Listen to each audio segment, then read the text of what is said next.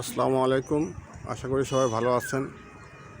আজকে এপ্রিলের 10 তারিখ, বাংলার 27 তারিখ, আর আরবির হলো 11 তারিখ। তো আপনারা দেখতে পাচ্ছেন মেঘাচ্ছন্ন আকাশ। দিনাজপুরে এই প্রথম ফোঁটা ফোঁটা বৃষ্টি পড়ছে। এই যে মেঘাচ্ছন্ন আকাশ, মনে হয় ঝড় হবে।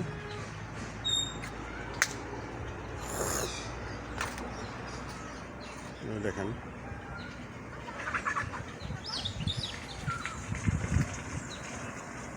এইদিকেও আরও বেশি মেঘ। দেখা যাক বৃষ্টি কতটুকু হয়।